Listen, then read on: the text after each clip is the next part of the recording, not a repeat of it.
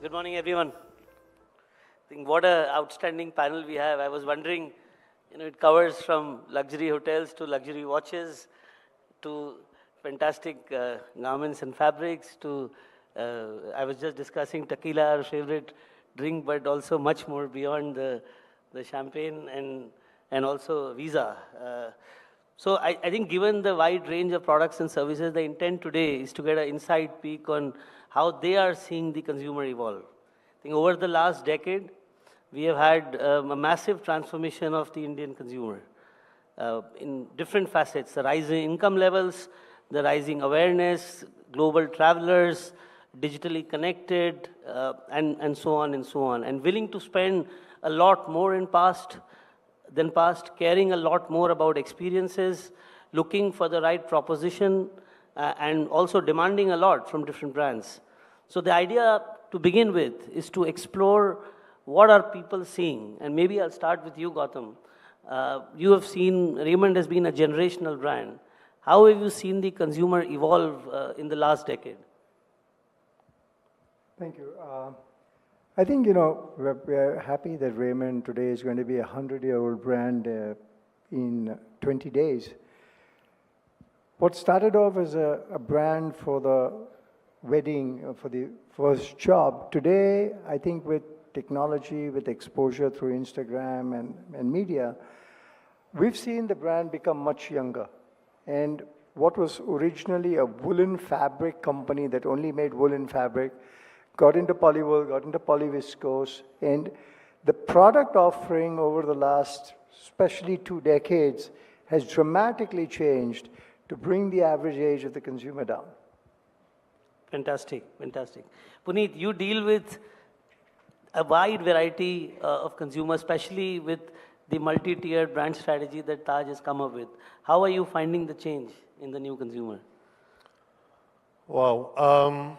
Firstly, Gautam forgot to mention, he just said it outside, stay at Taj and wear Raymond.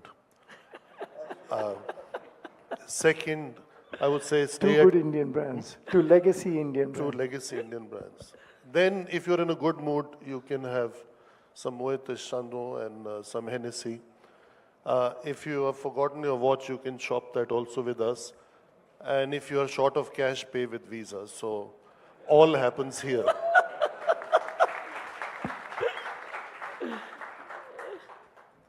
Well, from our point of view, I think you want to hear about the brandscape part. So we have gone from traditionally just Taj for the first, we are in the 122nd year, the first 100 years, to a multi-brand strategy. For a variety of reasons, we could not execute well on it, but in the last 3-5 years, we are on a roll. And all of our brands are doing well, starting from a homestay at Ama level to Taj Palaces or Taj outside of India in London or in New York. And I think it's just the evolution of the brandscape with the evolution of the new India. The new India is not just that top 5-10% people using hotels. It's at least, I would say, 300 to 400 million today and 600 to 800 million in 5 years from now. And the needs and wants of all the population, of all the Indians at different price points is different. And since we claim to be the custodian of Indian hospitality, it is our obligation, also as a part of Tata Group company, to address the needs and wants of all Indians and not just a certain segment of the market without losing the core strength, because I always say Taj is not a brand, Taj is an emotion. Taj is the crown jewel of India, not just of our group. So we have to keep Taj as pure, as emotional, as relevant as possible, especially in today's world where hospitality has got divided into 2 segments. One is the cookie cutter, you get the same hotel, same room, same colors, and the other is purely distribution. That whole thing, the focus around the customer centricity is not in the same way, which is a big opportunity for Asian brands in general, and the Atiti Devo Bhavo Indian philosophy in particular, and an opportunity for brands like the Taj to really not only become the strongest brand now, but for decades and a century to come. Fantastic. Thank you. Sandeep, you witness and closely monitor spend patterns of Indians. How are you seeing that evolve in the recent past? Thanks, Rahul. So first of all, I'd like to say that, this consumption boom in India is multifaceted. And really what's changed is the fact that there is a new kind of aspirational population that has come into the fold, which is powered by the, growing kind of digital connectivity. We've seen rising affluence in tier 2, 3, 4 cities, so it's gone way beyond the metros. And we are also seeing a thriving and robust entrepreneurial ecosystem. Now, what is all this doing? We think the future of consumption is personalized, it's purposeful, it's pluralistic. And what's driving all this is really, like I said, the surge of the digital economy, everything that we read about, like 1 billion phones and, 700 million smartphones and 500 million users of digital payments. But equally, the democratization of affluence. So when we look at our credit card spends, interestingly, in the last 3-4 years, the tier 2, 3, 4 cities, the spends have gone up 4x, relative to a 2x or 2.5x growth in the metros. So the incremental growth in affluence because of democratization of affluence is interesting. People are also very, very mindful of convenience. All of us have seen this quick commerce boom in India. It's growing faster in India than anywhere else in the world. And then, this Gen Z and millennial population is super interesting because it's not that they don't care about value for money, but they also care about experiences as much as they care about value for money. And last but not the least, I'd say the creator economy. So India has seen a surge of about 2.5 million influencers and creators who are kind of fueling $350 billion of annual consumption spend. These are all, things that we've seen as a phenomenon of the last 5-6 years, particularly post-COVID. And this is dramatically changing the landscape when it comes to the nature of consumption, who's consuming, where they are consuming, etc. Thank you. Ipsita, you deal with the premium end of the consumer. Are you seeing a growth in that in a significant way as one would expect or not? Absolutely, yes.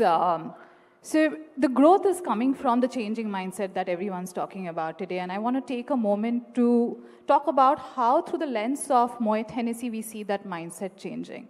I think today the new India is not just an India with a global outlook, but it is also an India which is very, very deeply culturally rooted. Right? And when we look at this mindset is actually today transitioning from just pure possession to a lot more than that. There is a want of self-expression. And the way I see the self-expression coming through are through 4 different pillars. One, today the new India wants recognition. They want to say that we are successful on a global stage. Today, the new India also wants an identity. They don't want to just copy the West.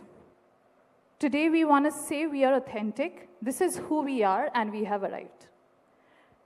I think next is what you already spoke about, the want for experiences. Right? It's not about just buying a bag or buying a bottle of cognac anymore. It is about the experience around it that I get. And last but not the least, which is a little controversial, and I don't think we recognize it enough, today's new India is a lot more purposeful. Right? There is a want to leave a legacy behind. There is that aspiration.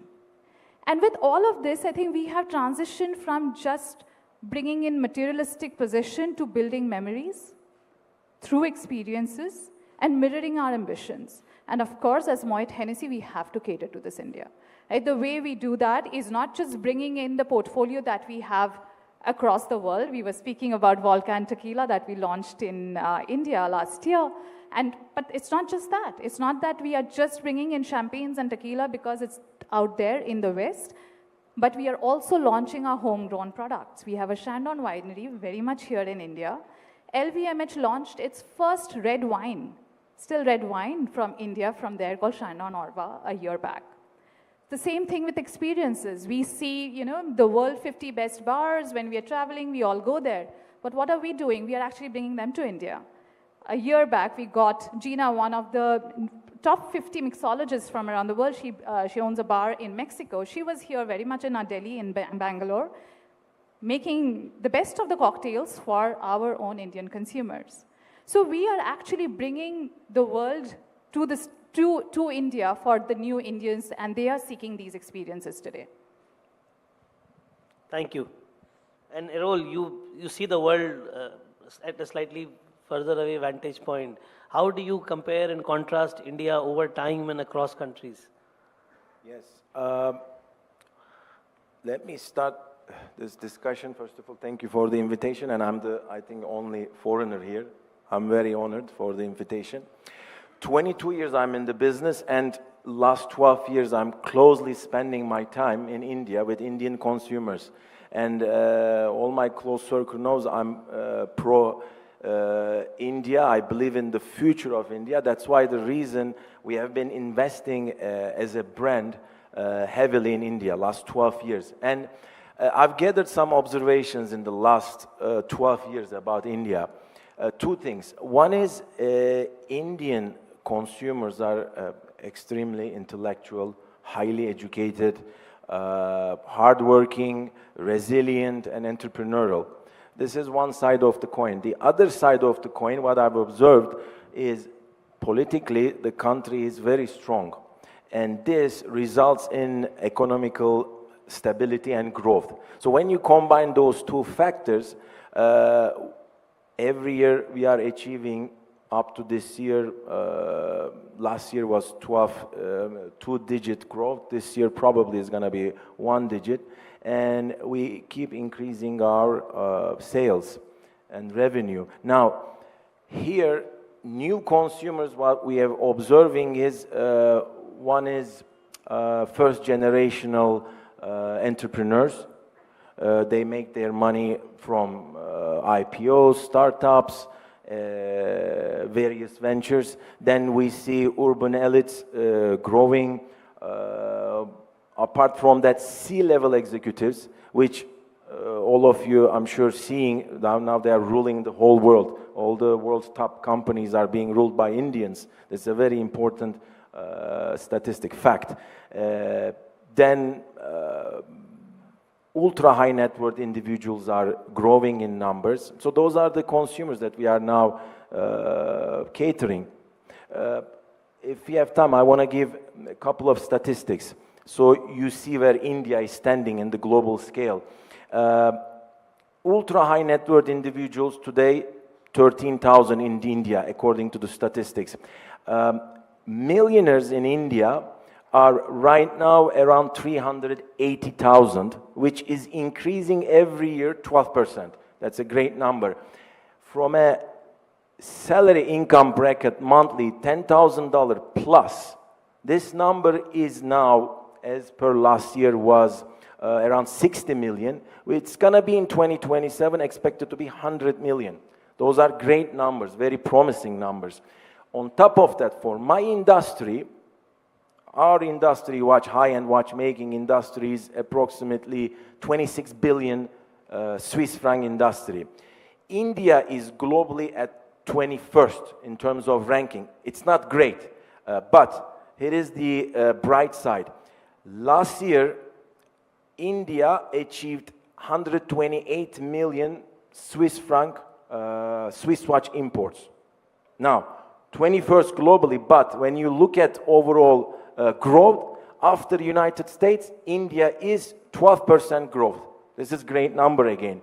Now, if you look at globally, China is minus 19%. Hong Kong is now minus 14%. Thailand minus 20%. Numbers are going down globally. India is growing. So the growth is there. And I really Thank you. believe as a group, as Franck Muller, and we keep doing what we do. Yes. No, thank you. I think it's quite clear that the Indian consumer is arriving and all the global giants are taking notice of it, and the Indian companies are obviously well geared to serve them. I would move to now slightly more inside view of how are different companies serving these evolving needs of consumers. Maybe I'll go back to you, Gautam. I think in the new world, and we all know of Raymond's transformation in the last few years, how have you gone about evolving your business to better serve the consumer need and target more closely? So I think really to the core of this is product development. I think Raymond, just so you put it into perspective, we're the only brand in the world that goes 3,000 times in price point under the same brand. We go from 300 rupees a meter to 1,000,000 rupees a meter. So what we used to say is, from the taxi driver to Mr. Tata, everybody wore Raymond. And really, this product offering with the availability is the key to meeting the needs. I mean, we were talking about the evolving consumer, and you know, one of the things I'm very involved is with cars, and we have this supercar show every year. This year we had 250,000 people that came there. We had, I think, close to maybe 300-400 million views with 70,000 reposts. The power of the millennium, the young aspirational India, is huge. I just want you to picture this. This was one of the most telling pictures that shows what's aspiration in this country, and not to be taken in a wrong way. There was this old maidservant who had a mobile phone in her hand, taking a picture of a Rolls Royce. Now, she's probably never seen a Rolls Royce in her life. But that aspiration that, you know, I get to see a Rolls Royce. And I was with a friend of mine the other day at a dinner, and she says, Gautam, I got to tell you something. She says, my tailor who comes to work at my house has said that in 2 years I'm going to get married and I want to get a Raymond shirt, a Raymond white shirt. This is the aspiration. And she said to him, she said that, you know, I know, Gautam, do you want me to write Raymond on the outside? And he was so excited that, you know, I can get a shirt with Raymond. And today's whole business is about mass customization. How do I do mass customization? Today we have the largest ecosystem of tailors, over 3,000 tailors. And I remember long ago, a press person asked me, he said, what do you think about made to measure that the foreign companies do? I said, we've done that all our life. Fantastic, fantastic. Puneet, I'll go to you. I think there are two things everyone notices about Taj. I think it is, of course, the most iconic hospitality brand, but I think internationally, everyone looks up to it, and it has become a global benchmark, not just an Indian benchmark. And also, you've managed to straddle a wide range of experiences at different price points. So how is Taj able to do it continuously? It's an interesting question. I have my own philosophy to it, and that is everybody in this hall and all of us here, we can change our business plans every 3 years, 4 years, 5 years, but you cannot change your core values, whether it's on your personal front, the families in which you've been brought up, or it's on your professional front in the organizations. So we asked ourselves the same question almost. This is 6 years ago. We said this, we talk about Tajness and, you know, this whole ethos, part of DNA, but what is it?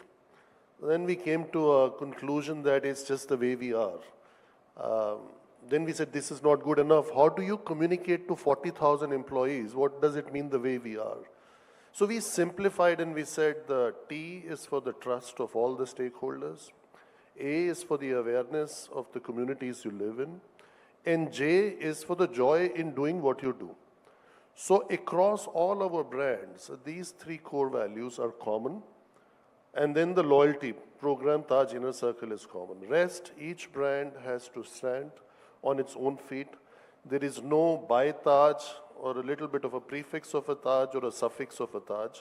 So a gateway is a gateway, a Vivanta is a Vivanta, a ginger is a ginger.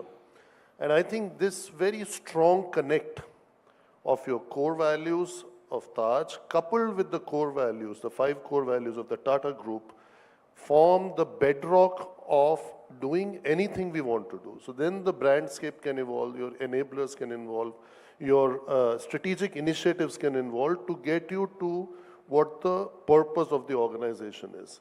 But I think the bedrock of anything that you do is your value system, and that helps you to go beyond a century of legacy. Other things are, I think, are strategies and tactics. They're good for 3 years, 5 years, 7 years, but your value system helps you and helps your entire brandscape to thrive, and that has definitely worked in our case. Thank you. Very profound, and I could not agree more. I think values stay forever. I think strategies evolve with the paradigms around us. Sandeep, switching gear to you, we've seen a multitude of co-branded cards that Visa has come up with. What's the strategy behind it? That's a great question, Rahul. And I'd begin again with a statistic. About a decade ago, 1 in 10 cards in India used to be a co-brand card. And in the course of the last decade, and particularly in the last 3 or 4 years today, we see like 1 in 3 cards is a co-brand card. Now, what's kind of driving this? As I think, again, Ipsita spoke about this fact that customers, especially this new consumer cohort, is motivated by unique, culturally connected, personalized experiences. And what co-brands really effectively manage to do is give customers those experiences, those rewards which sort of meet their lifestyle, their preferences, and I'll share some examples. Like you said, how are businesses responding to this? Definitely co-brands is a way, but sitting behind that is really the power of data and insights, is being able to understand what is driving this consumption, what is driving their behaviors, what is driving their preferences, how do you make that emotional connect with the consumer that you're targeting. And obviously, as a card network, we do this in partnership with banks, but also with brands. And we launched a card with that Puneet himself personally conceptualized with the Taj, and it was the first ever co-brand that Taj launched for people who go to hotels, who like travel experiences. And this is not about getting a 5% cashback. This is about getting real value where people spend their time and where people spend their money. Similarly, with the Times of India group, we launched a Times Black card, which is again very much anchored on experiences which are very, very unique. And they will host a dinner in Delhi sometime soon at the Red Fort. And that's typically not an experience that anyone can just get just by paying money. And then again, there are people who like shopping, and we have a great proposition in this country with Amazon, which is for that. So this is really this whole notion that with premiumization, personalization, people looking for that connect, how do you create effectively segments of one, give them that experience.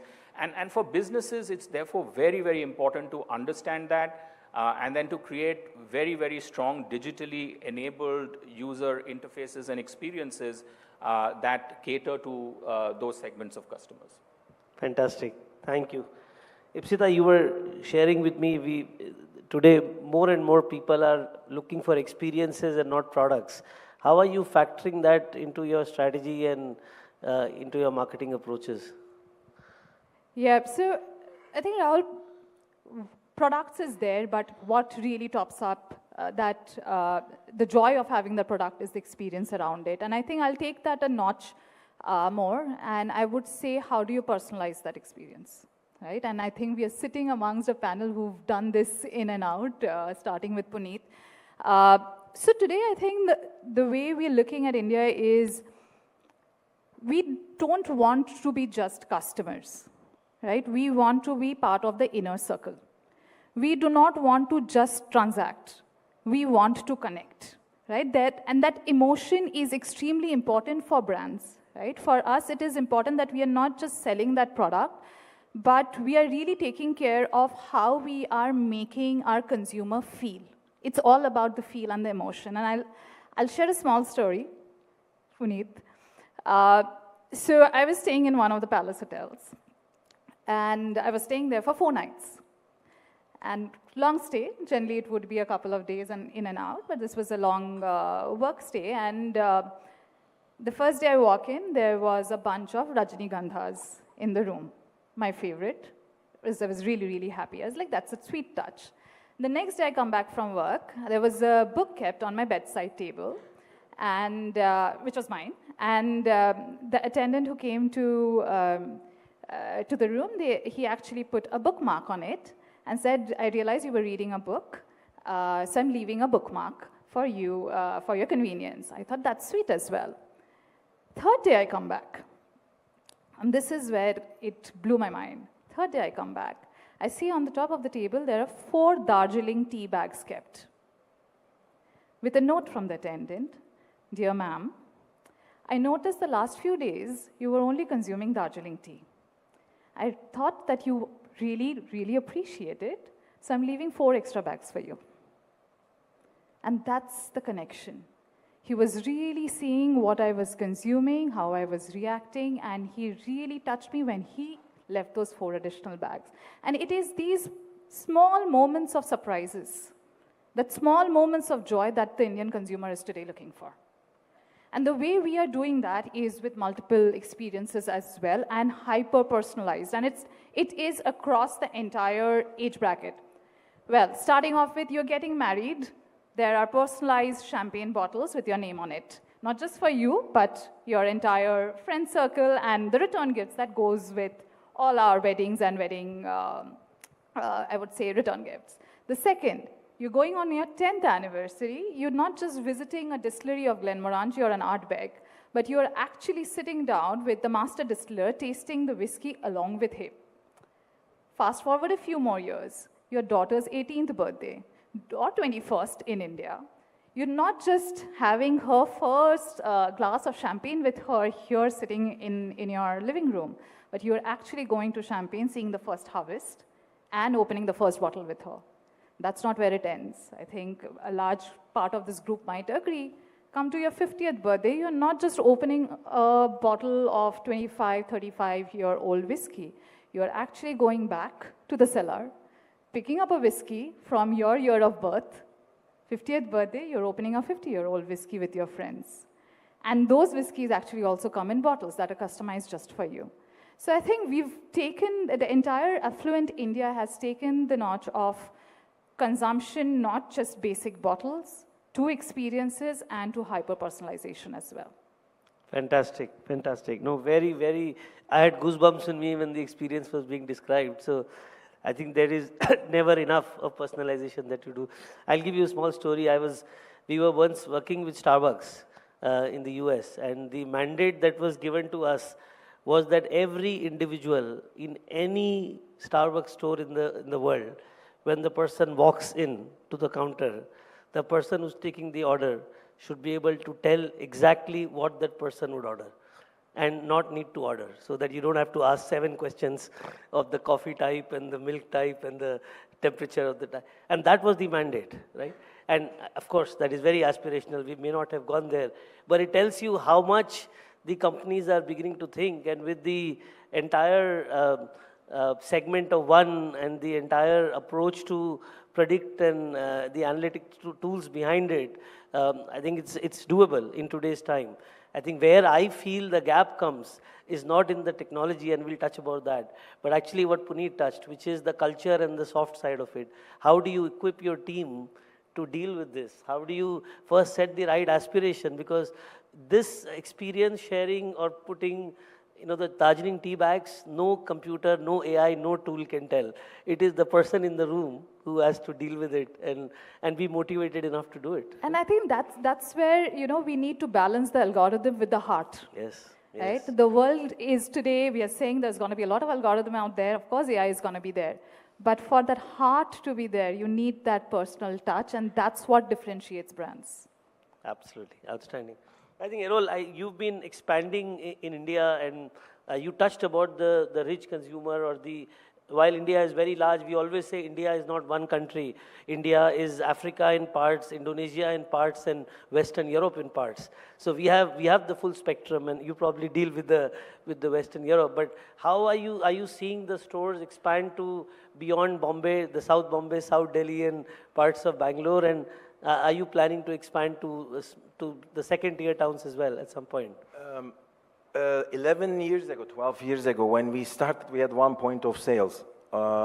Now, as we speak, we are on the 15 point of sales. So the potential is immense, and we're going to keep strategically expand here. Now, in India, you need to understand, you need to be as foreign brands, international brands, they need to be available in every city. Today, we are in every major city, including the airports. So this is a key strategy that we follow. Coming back to personalization, and I think I'm very proud to say we understand the Indian culture very well. In the last 3-4 years, we have achieved beautiful limited edition timepieces. Recently, one was India limited edition, where we engraved the Indian map behind the watch, which was tribute to Indian culture, tribute to the different languages, tribute to the different cultures, which live under one flag. This was amazing. Then we did something for the sporting spirit. We did Men in Blue. It was an amazing success. We used first time the Indian numerals in the watch.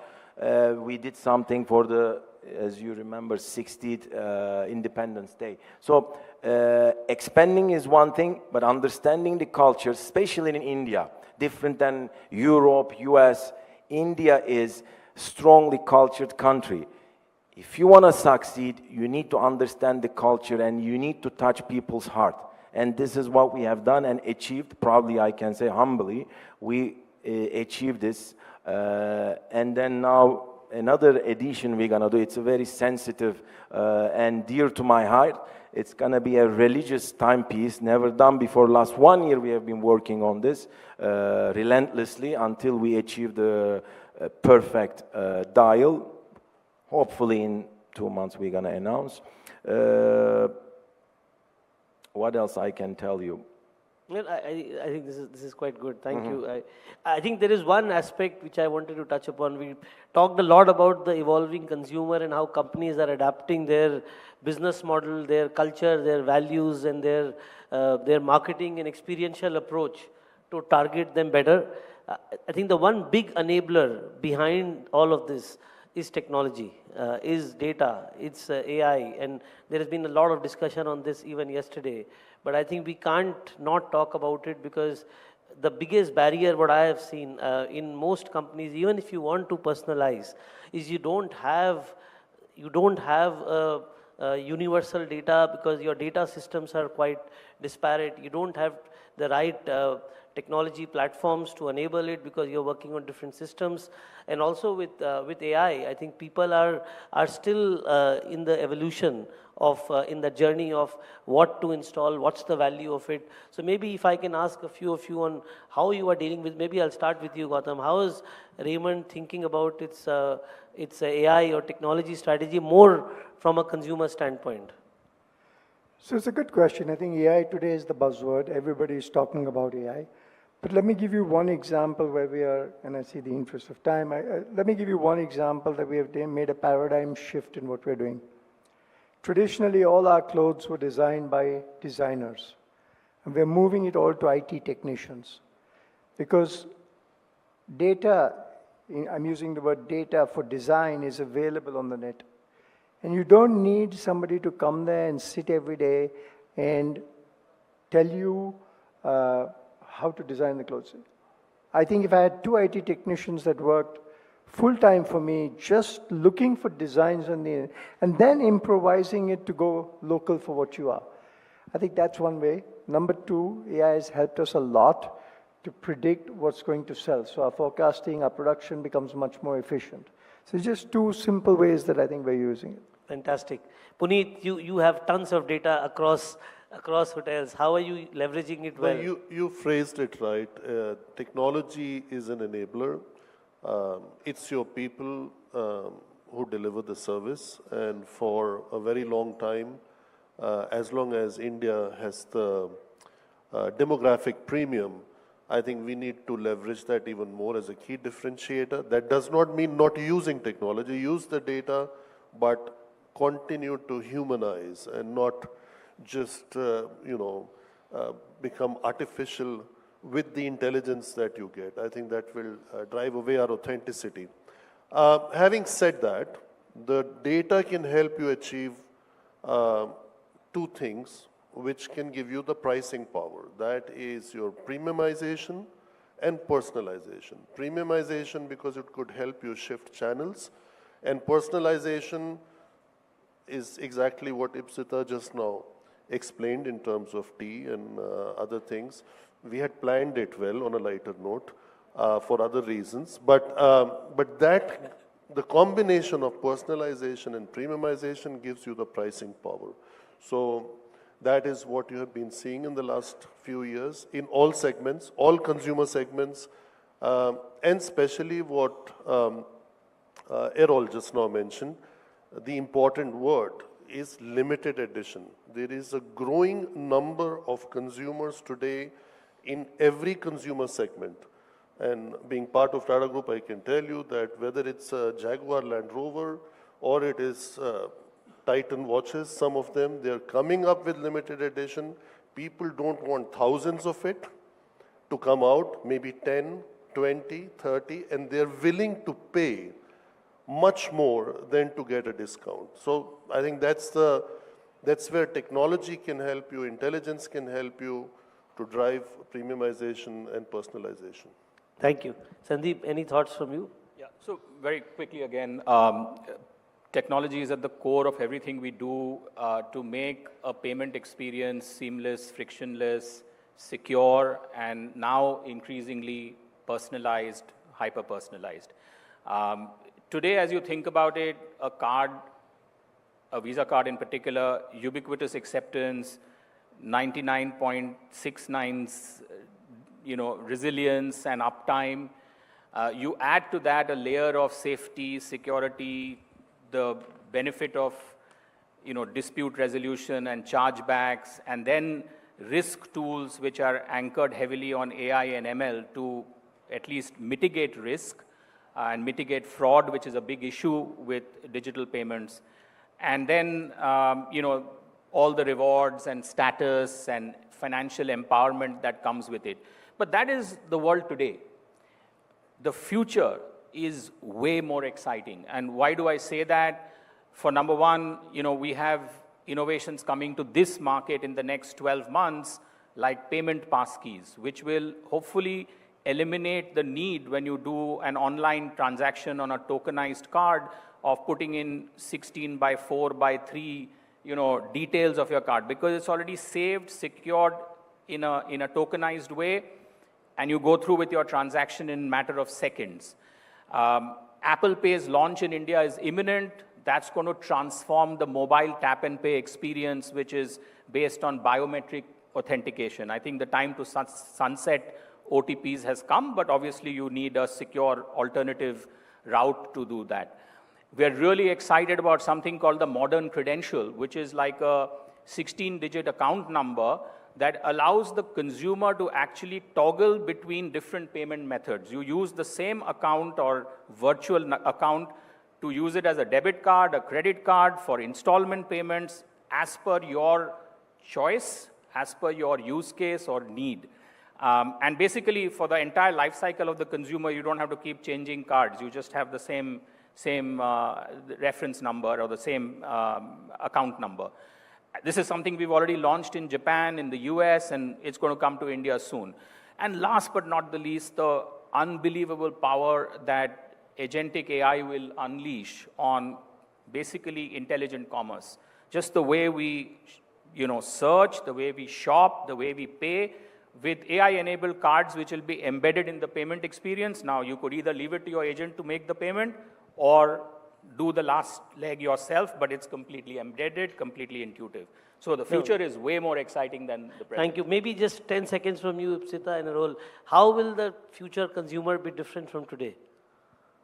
Well, I think the future consumer will be a lot more purposeful. Lot more, whatever they consume will have a reason behind it. The future consumer will consume not just for materialistic possession, they will consume to create memories, because it is this memories that leads to word of mouth. And it is with this word of mouth that brands like us, and I'm going to be a little selfish here, brands like us will survive, because it is what makes us authentic. It is what gets the word of mouth out there to know who we are and our story out there as well. Thank you. I think what a rich discussion we've had. I think to recap in 30 seconds, we started with the evolving Indian consumer who's a lot more aspirational, a lot more connected, a lot more experientially demanding, and how different companies across products and services are tailor-making their business model to serve these evolving needs, leveraging personalization in a big way, driving premiumization in a big way, providing experiences which are tailor-made to different audiences, and being future-ready through use of technology, but equally, if not more importantly, leveraging the values and instilling the right culture in the team. I think all of these are done. There's no doubt that all brands will stand the test of time and evolving consumer. With that, I put this to an end. Thank you very much, panelists. You've been lovely. Thank you. Appreciate it.